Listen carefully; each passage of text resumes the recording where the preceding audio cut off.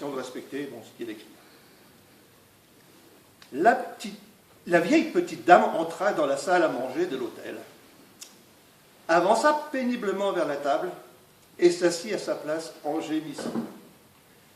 Dès les hors-d'œuvre, elle exprima son désespoir à haute voix. Toutes ces villes d'eau sont les mêmes. Je suis allé partout et je continue à souffrir cruellement de mes rhumatismes. On m'avait fait toutes sortes d'éloges sur cette station balnéaire. J'y suis venu. Il y a 8 jours que je prends les bains et que je bois 12 verres d'eau par jour. Et mon état ne s'est pas modifié. Toutes les nuits, je me réveille avec la sensation exacte que les rats de forte taille ont installé une colonie agricole dans mes genoux. C'est un supplice intolérable.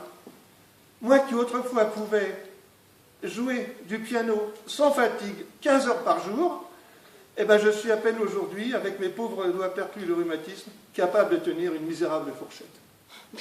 Mes voisins de Paris sont désolés. Ils m'écrivent que la maison leur semble un désert affreux depuis qu'ils n'entendent plus mes gammes enchanteresses.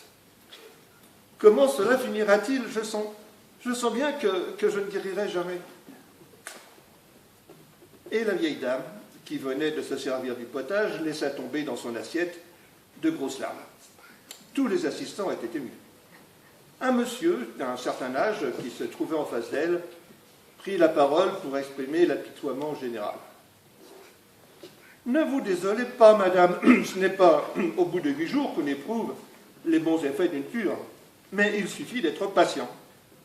J'ai vu des exemples de guérison merveilleuses. » Le monsieur qui parlait ainsi avait une rude barbe grise, des cheveux en brosse, très fournis. Son visage coloré respirait la santé et ses épaules robustes paraissaient capables de porter les plus lourds fardeaux. « Oh, monsieur, soupira la dame, je ne demande qu'à vous croire. Vous avez donc des raisons de croire à l'efficacité du traitement? Et le climat du pays est-il favorable à la santé?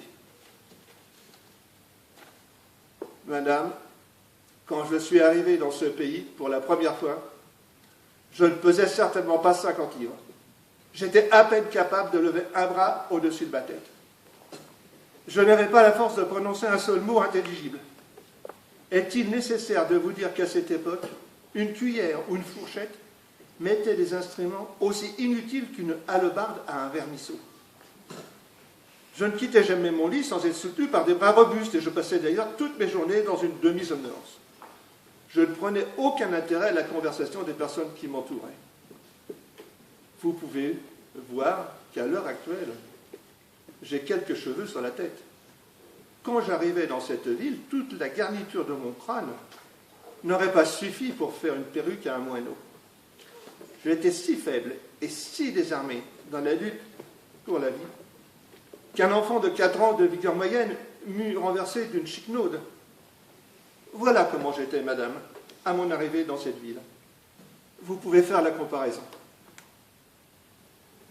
Le vieux monsieur s'étant tu, prit un air modeste et une noix dans l'assiette aux fruits.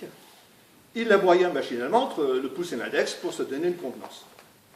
L'assistance conquise par ces histoires applaudissait aimablement. « Sainte Vierge, s'écria la bonne dame, mais vous me rendez l'espoir. Et dites-moi, y a-t-il longtemps que vous êtes dans cette ville ?»« Mais chère madame, dit le monsieur, avec beaucoup de simplicité, mais j'y suis né. »